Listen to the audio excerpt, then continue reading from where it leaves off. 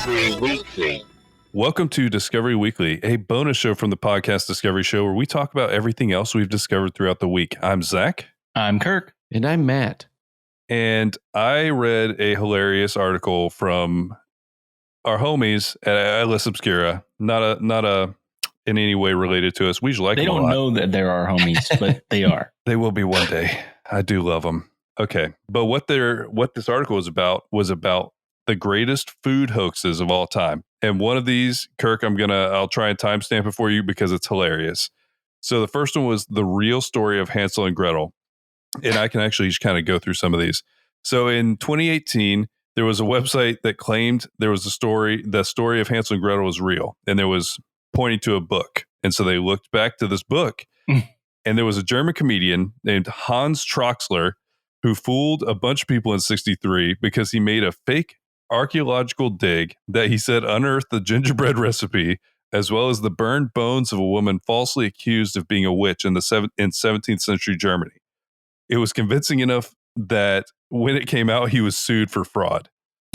Oh my and God. apparently people are still referencing this.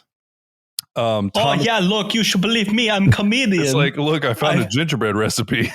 I'm comedian, do halftime archaeology stuff on weekend.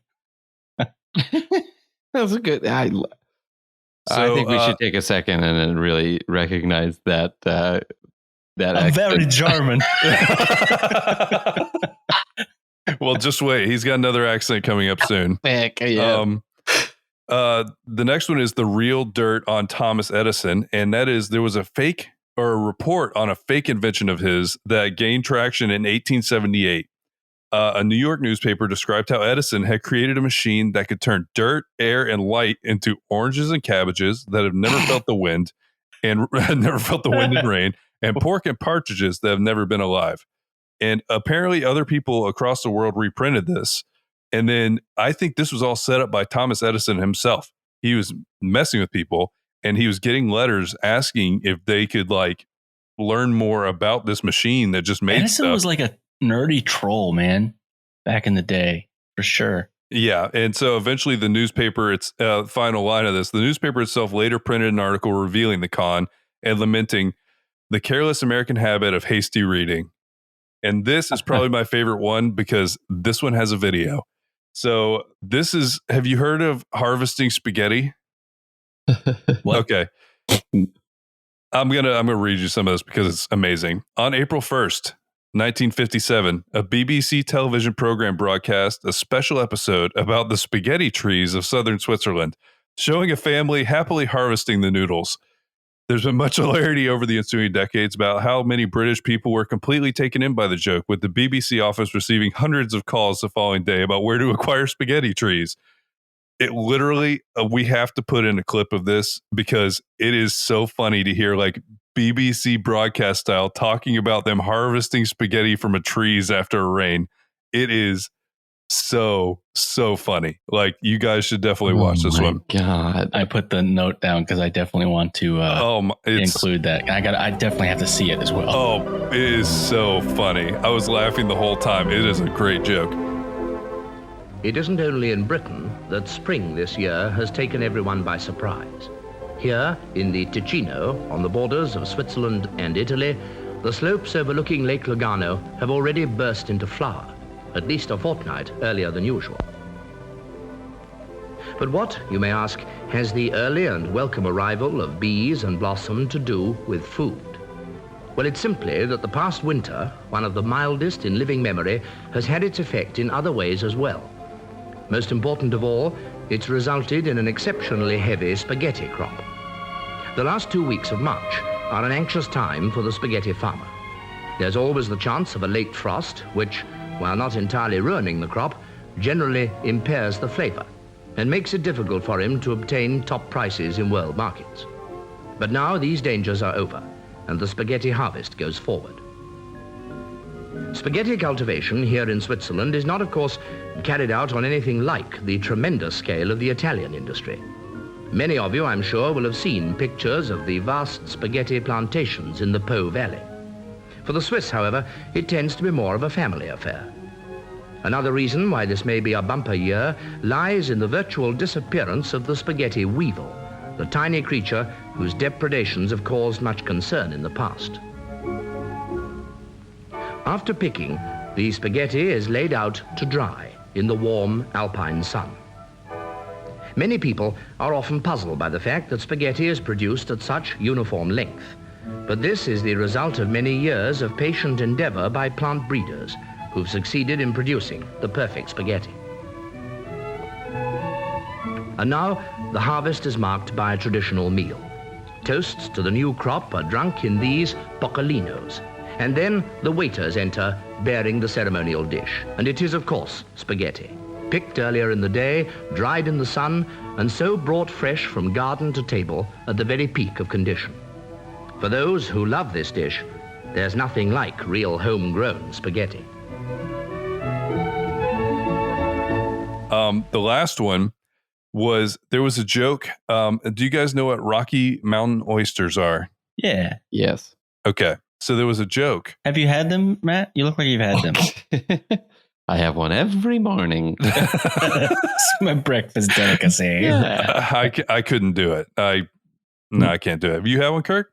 I have not. I could do it, but I wouldn't want them like just hard boiled or something. I don't want them hard boiled, sliced and then fried or something. So for anyone who doesn't know, these are fried bull testicles, and they call them Rocky Mountain oysters. There was a brewery in Denver named Wincoop Brewery, and in 2012 they announced they're making a beer with balls, which literally meant they were going to put Rocky Mountain oysters in their beer, and everybody kind of went crazy on it, and I guess we're trying to buy it. So they actually did it. And here's the worst part. Described as meaty with a viscous mouthfeel, Rocky Mountain Oyster Stout is made today with 6 balls per barrel. Disgusting. I don't want beer to be meaty. And that's, we're too soon. It's meaty like meat. Meaty. And with a viscous mouthfeel.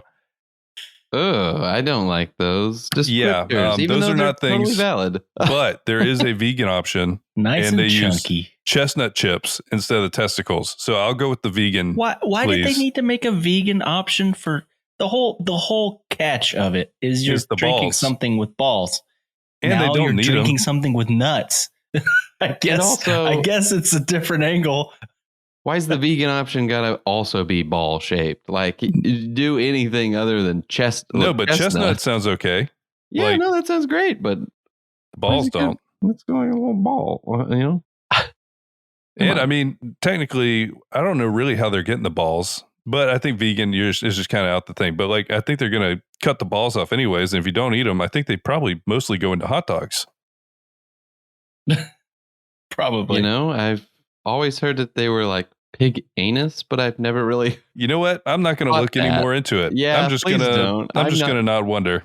This is one thing I don't want to discover.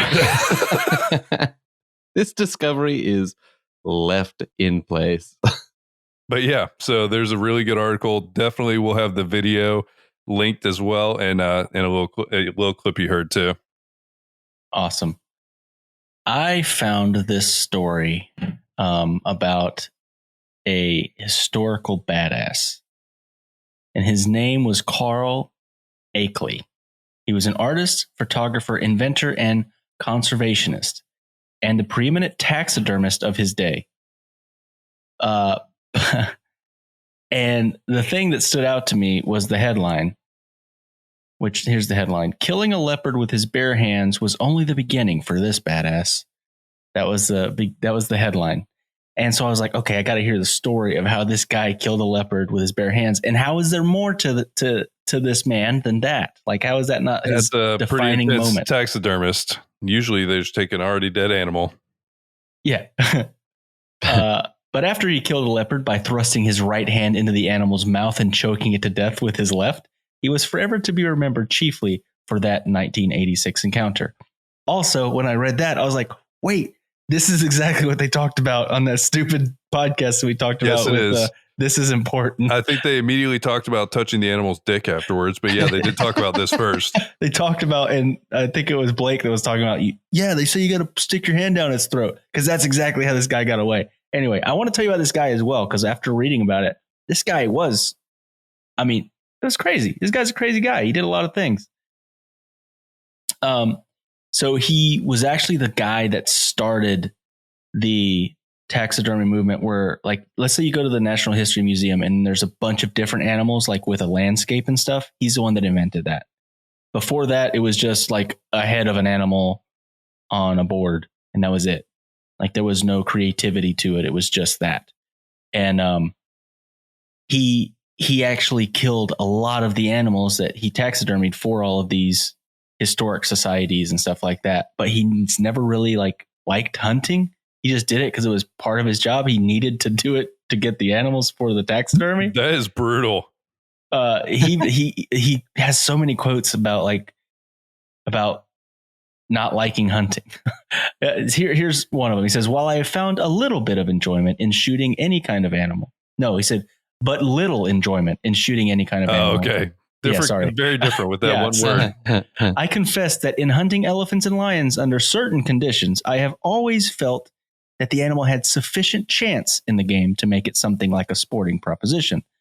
On the other hand, much of the shooting that I had to do in order to obtain specimens for museum collections has had none of this aspect at all and has made me feel a great deal like a murderer," that he wrote in a biography in Brightest Africa. One of the things that he did is he actually stuffed Jumbo the elephant, which was the elephant that P.T. Barnum took all over the world that was apparently hit by a freight train and died. Oh, God. Man, old stuff is so... It is. You're always just waiting on the moment where you're like, oh, God. You're just waiting on that part of an old-timey story. So he went to go study under this guy, and his name was Professor Ward. And this guy was apparently preeminent at the time of taxidermy. And this kid wanted to do it so bad. He was 19.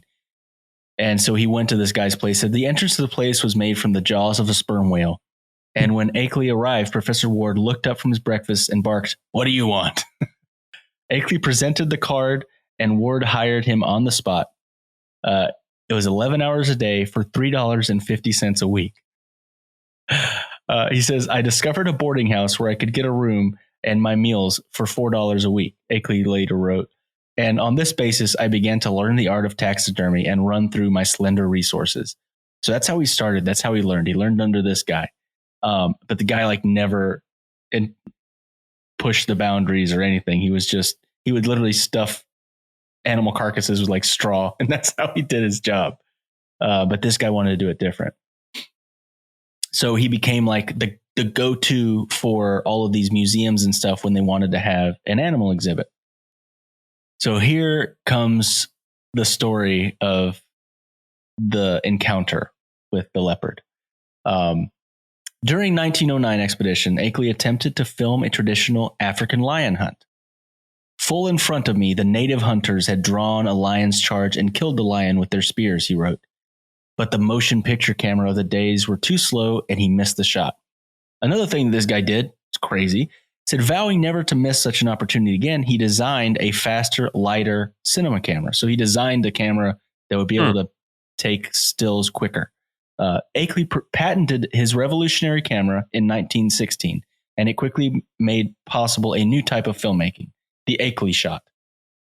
And it became a Hollywood standard, mounted to chariots from the cinematic scene of the film Ben-Hur and on biplanes for the silent classic Wings and the following year. So he basically reinvented the camera. But the Leopard Encounter came during Akeley's first African expedition in 1896 to what is now Somalia. It was late in the day and Akeley's search for ostriches had gone poorly. Scavengers had dragged off the fine warthog that he'd shot earlier that day, and the frustration got the better of him. This is one of the stupidest things I've read in an article for a while.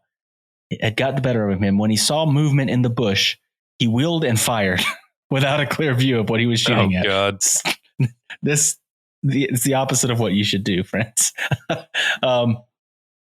And there's a quote from him. "The snarl of a leopard told me what kind of customer I was taking chances with. A leopard is a cat." This whole thing called it a customer. Yeah. A leopard is a cat that has all the qualities that give rise to the 9 lives legend. To kill him, you have to kill him clear to the tip of his tail. Added to that, a leopard, unlike a lion, is vindictive, he wrote. Akeley circled around the bush to get a better view, and the cat came for him. He shot 3 times, and though the light was now too dim to see his rifle, he made out puffs of sand indicating at least 2 of the bullets had missed their mark, and the third had barely glanced off of the cat. Akeley hastily slipped his last round into the chamber and turned to meet the leopard as it leaped, but he was too late. The rifle was knocked flying out of my hand, and in its place was replaced an 80-pound frantic cat, he wrote. Her intentions was to sink her teeth into my throat, and with this grip and her forepaws hang to me while her hind claws, she would be able to dig out my stomach. Sounds horrible. For this pleasant practice is the way of leopards. This pleasant practice. The cat had missed its mark, however, closing its jaws not on Akeley's throat, but on his right arm near the shoulder. The animal's hind legs windmilled, but instead of clawing at Akeley's entrails, they could reach only air. Akeley now grabbed the leopard's neck with his left hand, and each time the leopard reset its grip on his right arm, he pushed it further away. In this way, I drew the full length of the arm through her motion inch by inch. I was conscious of no pain, only the sound of the crushing of tense muscles and the choking, snarling grunts of the beast. After some minutes of his struggling, Akeley's right fist was in the leopard's mouth and his left hand still on its throat, giving him room to hold the cat away from his body and drop to the ground, driving his knees into the animal's chest. Akeley pinned the leopard to the ground and drove his fist into its mouth so hard that it couldn't close its jaws. And then, for the first time, I began to think and hope that I had a chance to win this curious fight. I felt her relax, a sort of letting go, although she was still struggling. At the same time, I felt myself weakening similarly, and then it became a question as to who would give up first. Akeley outlasted the leopard and staggered back to camp, where he posed for a photograph, and the photograph is in the article, and it's great, and saw that the specimen was properly measured and its skin preserved to be mounted later. And it remains in his collection at a museum. But it's just this crazy story. He's got a bunch of other stories. There was a time when he was charged by 3 rhinos at once. And this one, I want to hear the story too as well. In Uganda, he reportedly crossed a river full of crocodiles on the back of a croc that he had just shot. So he shot a crocodile and then used it as a flotation device to get across a river full of crocodiles. So this guy's the John Wick of killing animals. Pretty much. He's like the opposite of John Wick. I like how in this time, before there was like Planet Earth and which it's Richard Attenborough, right? Or is it David? I always get them. David. I can't remember. David. Yeah. Before that, they would just go shoot them. They'd be like, look how beautiful this was. Look at this. Yeah. One of the things that I thought was funny is like he came back to camp, right? With the leopard. And actually, no, this was a different time where they thought he was dead. He got almost killed by an elephant. It had crushed him. Everyone thought he was dead. They took him back to camp like dead. He woke up, surprised everybody. And his quote is, "My coldness and numbness brought to my mind a bottle of cocktails, and I ordered one of the boys to bring it to me." So this guy is crazy. He's like, damn, I feel kind of cold and numb, like I just drank a lot. That makes me really want to drink. I could use a drink, boys. Oh man, it's just crazy. And I want to end it with the last part because it's a crazy story. This guy's got a crazy life. In his last years, Akeley regretted the killing that he had done, but never questioned the need for it. He returned to New York to work on his exhibitions, his pride of lions, herds of elephants, families of gorillas, and all other creatures that had filled his halls, convinced of their value to science and human culture.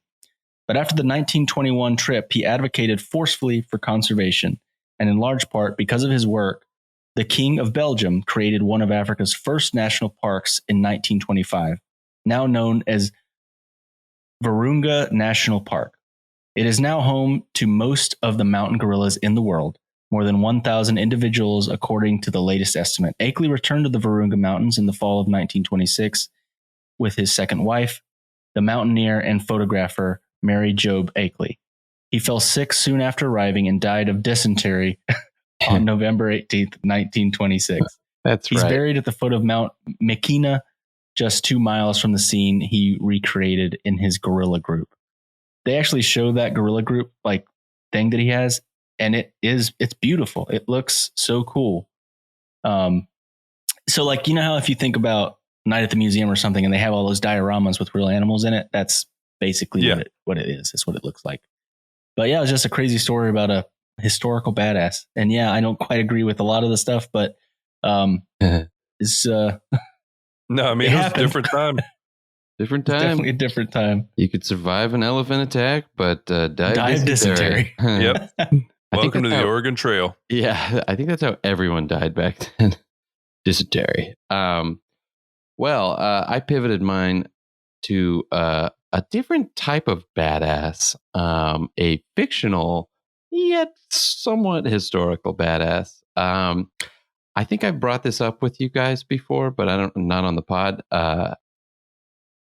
I am going to talk about FDR American Badass, a great film that came out in 2012. I'm just going to read the synopsis. You guys are going to love this. FDR American Badass is a 2012 American comedy film spoofing the life and presidency of Franklin Delano Roosevelt. In this version of his life, FDR's polio is caused by werewolves. Werewolves are also behind the Axis powers, and it's up to President Roosevelt to stop them in their plans for world domination. Now, that's all to this. The cover of this movie is FDR in the Oval Office in his wheelchair, legs covered, with 2 Gatling guns perched upon his wheelchair and a few more guns popping off of his wheels. This movie was directed by Garrett Browith and written by Ross Patterson. And Ross Patterson, and I'm just going to go through this cast because it's actually pretty great. FDR is played by Barry Bostwick, who people might know from not much. There are a bunch of these, though. Lynn Shay, she is known for, she was in Insidious, the movie Insidious. Yeah, that's a good one. Yeah, I think she was a mother or something. Bruce McGill, you might know Bruce McGill from Collateral, a bunch of Michael Mann movies. You'd recognize all of these people too. Kevin Sorbo plays Abraham Lincoln. Oh God, Ray Wise. You guys know Ray Wise, right? The dad in Twin Peaks. Yep. Why is Lincoln in it? I don't know. It's the crossover with this and Abraham Lincoln Vampire Hunter. Yeah, it was actually, the same director did Abraham Lincoln Vampire Hunter. Really? This guy's whole thing is like weird alternate history for presidents? Yep. Isn't this based off books? I think there's a book series where he's written books about all of these. And Ross Patterson actually wrote the book, and he's got a great character in the movie. It's just like an old Southern gentleman who's like constantly drinking juleps, but he is absolutely plastered the whole time. It's very funny. But Ray Wise plays Douglas MacArthur, in parentheses Dougie Mack, as he's called in the movie. Who else do we have? Mack. We have Richard Reilly, who you might know from The Fugitive, Casino, Lethal Weapon. And he plays Senator Bronson. Paul Ben Victor is from HBO's The Wire, and he plays Mussolini. We have Carrie Lynn Pratt, who is in Drive Me Crazy. A bunch of people that you would recognize, which is crazy.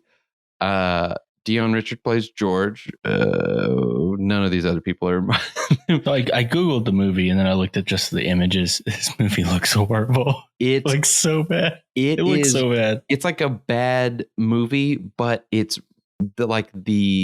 think of it like The Princess Bride. Like the bits and the comedy stuff is primo. Like, have you watched it? Comedy stuff. Oh yeah. Oh, it's phenomenal. It's a great movie. The bits and the things are just Oh man. so good. Franklin No, Teller. I do recognize a lot of these actors. That's what I'm saying. I would not know them by name because No. I don't know a lot of actors' names, period. But a lot of these in the IMDb, I know who they are from other stuff. I highly recommend this as a watch. I think it's available on YouTube and probably Amazon Prime. One that I would not recommend as a watch that, this reminds me of that I watched just last night and finished it this morning. I rewatched or tried to rewatch. I succeeded. It took a lot of self-control to not turn it off because it was real bad. What is this? I rewatched Super Mario Brothers, which I had not seen since I was like, you're talking about 7. John Leguizamo and Bob Hoskins? Yes.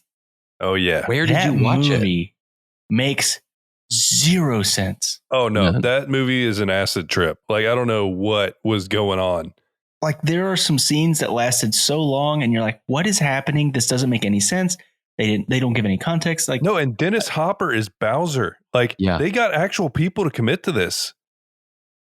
it's crazy. It's really crazy and it's really not good. It's just not good. Where did you watch it? I just watched it at home. I just No, watched it you at say, home. where did you find it? I could not find it. Like I could not find a single thing. Okay. Well, we found it on the internet. Okay. I just wasn't sure if it was like, No, it's not any. searched I don't everywhere. think any streamers are paying for that right now. Well, I think because I looked into it in Disney was it Disney? Whoever made it? I think it was. It was a weird maker No, production company. Nintendo. I'm an idiot. Nintendo pulled it and like kept it off of everything because they were like after it came out, only after it received such controversy. Like, what the hell was that? I read up on it. It was like everybody really liked it at Nintendo. They were like, great job, everybody. And then everybody made fun of it. And it was like, we can't have this out here. The problem is it was so far removed from the game, but also not far enough removed from the game. It's like they found this weird middle ground and it was just so stupid. There's a whole scene where like they're talking to this giant like mushroom for the longest time. And it's just like this slimy fungus. And it's really weird. It's just really bad. The whole movie is really bad. The graphics are horrible. I think it's fun to watch. Really bad. It really makes me want to watch it. You describing it right now because I definitely it was watched so it as a bad that kid. it wasn't as fun to watch as I thought it was going to be. I just love hearing. It was fun though, to a certain extent. I love hearing John Leguizamo be like Mario, like my name's Luigi Mario, God. and he's Mario, or whatever. It was man, that's stupid. a good one. Yeah, because even in that movie, they're not actually brothers. When Nintendo lore or whatever, they are brothers. So it didn't even go along with like the established canon of Mario. Goombas are not dinosaurs, and yet here they are, tiny-headed giant things. That was she looks like a raptor from Jurassic Park. Yes, 100%. But the baby version of it. I will leave. I was looking this up because I want to see some of the people that were in it and like all of this stuff and like who wrote it and all that. But I'll just leave you with this line before we take a quick break. The film was a critical and financial failure, grossing $38.9 million worldwide against a budget of 42 to 48 million. Oh my gosh. The film was met with generally negative reviews from critics who criticized the confusing narrative, perceived lack of faithfulness to its source material, and inconsistent tone, but praised the innovative special effects, creative artistic direction, and performances of the actors. Wow. Hoskins has a quote that I gotta read it. In 2007 interview, Hoskins said, "The worst thing I ever did, Super Mario Brothers. It was an effing nightmare. The whole experience was a nightmare. It had a husband and wife team directing, whose arrogance had been mistaken for talent. After so many weeks, their own agent told them to get the F off the set. Effing nightmare. Effing idiots." Oh, God. Apparently he hated And it. like Bob Hoskins has been in a lot of movies. Like And for him to roast people like that afterwards. Oh, it says he and Leguizamo would get drunk before each day of filming. Oh man, I have got and would to continue to this. drink between takes. Oh my god, I need to watch this knowing they're drunk the whole time. That's pretty great. Matt, Pretty great. next time we hang out, can we watch Super Mario Brothers? Mario Brothers he hated it so much. That's his answer to what's the worst job you've ever done. It's also the answer to what has been your biggest disappointment. It's also his answer to if you could edit your past, what would you change? It's being in that movie. He's like, can we please erase this from the earth? Oh man. No, but they got actual people. Bob Hoskins, John Leguizamo, and Dennis Hopper are like legitimate, been in really great movies, movie stars. Yeah, sorry to bogart your Discovery, but I was just thinking of another ridiculous movie. I'll always talk about Super Mario Bros. Yeah, it's a twofer. You get FDR American Badass and a little too much about Super Mario Brothers because anything about Super Mario Brothers is a little too much. Yeah, pretty much. So I found, and I'll actually throw a shout out to, since the world has been heavy for the past 3 years, I try to find something uplifting for each one of these if I can. And there's a website that does a great job of that. They're called Good News Network, and they just look for positive stories. And I found a cool one. There is a nonprofit that made a $500 million commitment to preserve biodiversity. And in 6 months later, the Rainforest Trust and its partners have already protected more than 1 million acres of habitat in 2022. And so this is a nonprofit that their entire goal is to, with their partners and with donations, protect as much rainforest and wildlife habitats for endangered animals as possible. And they have absolutely crushed it so far. They're basically trying to do 125 million more acres by 2025.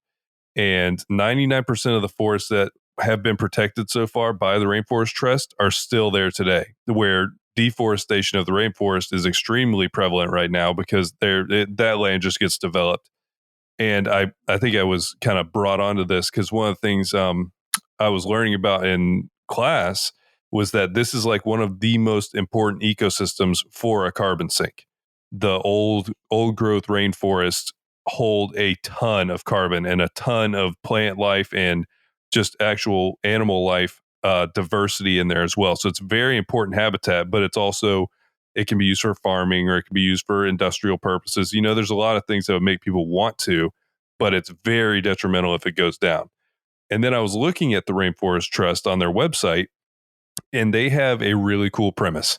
So the last thing they say on here is Rainforest Trust is able to allocate 100% of donations to conservation action, as they cover all of their operating expenses through donations made by the board, gift aid, and then other supporters. That means literally if you donate to the Rainforest Trust, 100% of your donation is actually going towards what you want it to go towards. That's awesome. And I don't know if I've ever heard of anybody doing that. That is pretty crazy. But yeah, 100%. It was a short one, but I just thought it was cool that there's some people out here doing really cool things.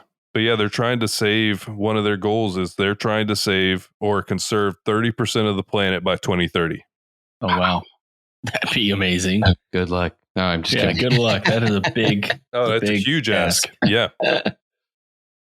Well, I have another short one. I recently started watching, because we just went on that trip not that long ago, and I kind of been wanting to watch the show Atlanta.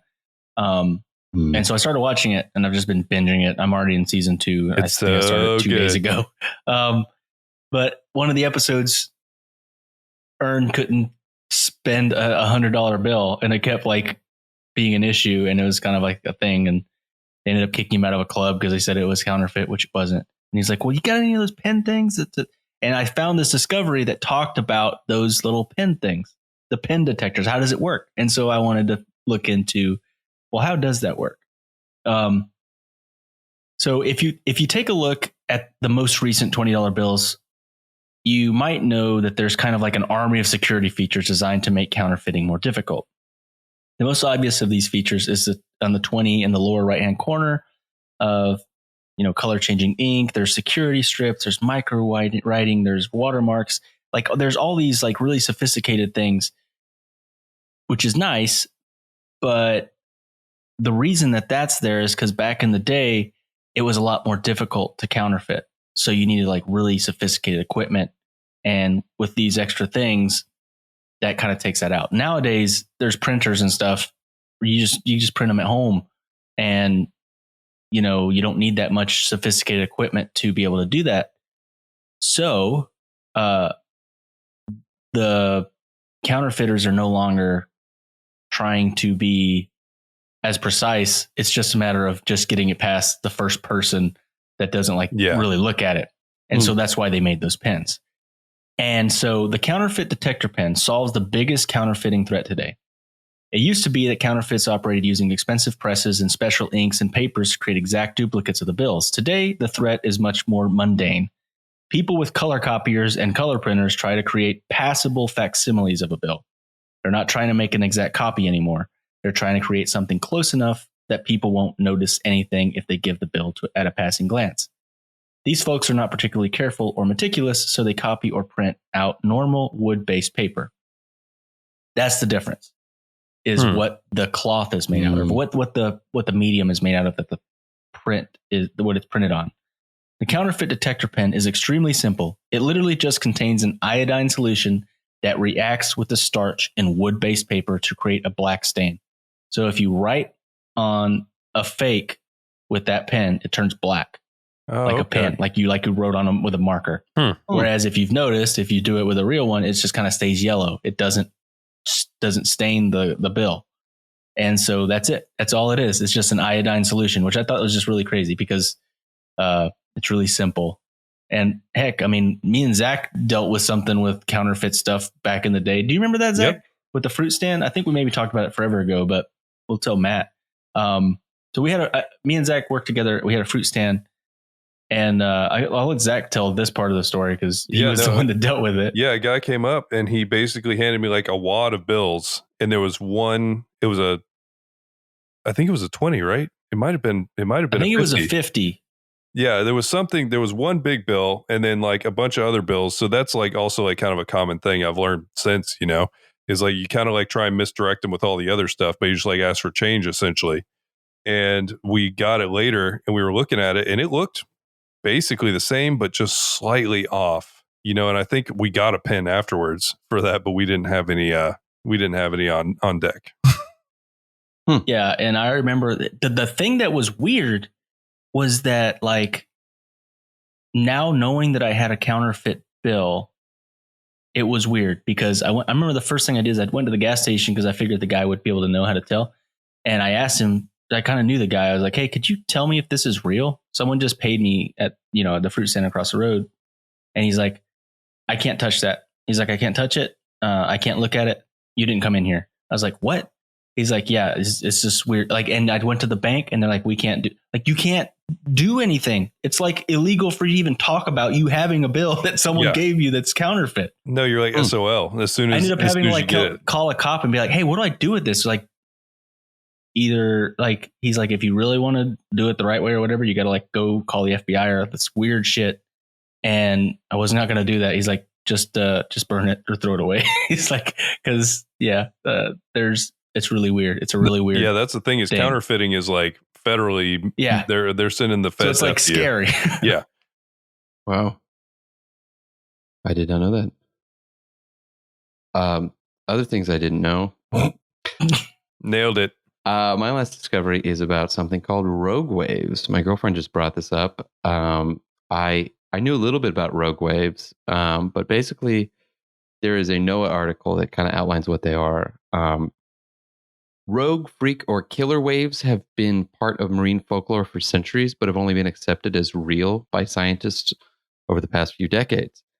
Rogues, called extreme storm waves by scientists, are those waves which are greater than twice the size of surrounding waves, are very unpredictable, and often come unexpectedly with directions other than prevailing wind and waves. Most reports of extreme storm waves say they look like walls of water. They are often steep-sided with unusually deep troughs. Since these waves are uncommon, measurements and analysis of this phenomenon is extremely rare. Exactly how and when rogue waves form is still unknown, but there are several causes that they have found. Constructive interference. Extreme waves are often formed because of swells while traveling across the ocean, do so at different speeds and directions. As these swells pass through one another, their crests, troughs, and lengths sometimes coincide and reinforce each other. Kind of think of like when a storm system comes through and another one kind of catches up with it, and then it's like severe weather.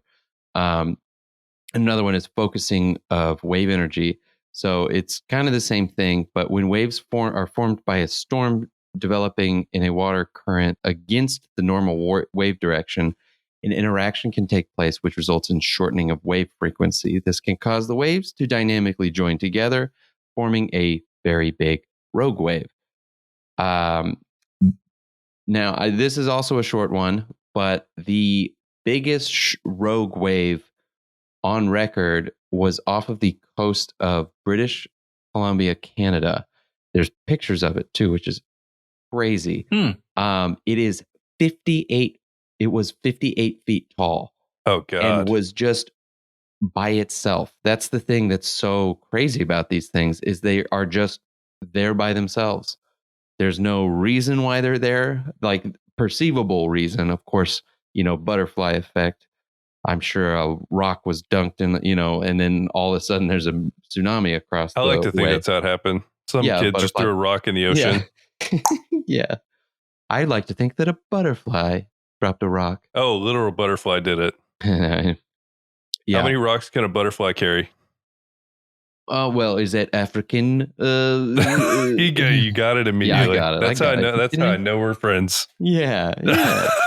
A swallow. How many swallows can a butterfly eat? No, the other way around. That didn't make sense.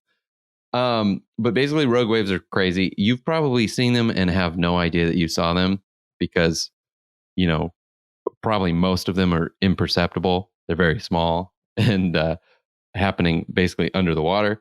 But basically, the way waves work, if is you really only notice waves when they start to crest, the white caps. When they're the length of them. I can't think of all the vocab, but it's going through the energy, and as soon as the bottom part of the wave hits the sea floor, it affects the top of the wave and it starts to come in on itself. It's kind of weird to think of a wave like having like a structure all the way to the floor of the. It's just weird. It's weird. And you think about sound waves, it's the exact same thing. That 0 decibel thing, like you see a waveform and the whole thing goes up and down. We measure those waves based off of the positive over decibel stuff that there's below, and it's exactly mirrored. So when it peaks, that's basically when it would be cresting, Pretty fascinating, but rogue waves, keep an eye out for them. Check them out. All right. Well, I think that's it for us this week, but thank you so much for listening. Thanks, guys. Talk to you later. Bye-bye. Bye. Bye. This was a podcast from the Podfix Network. You can check out more shows like it at podfixnetwork.com.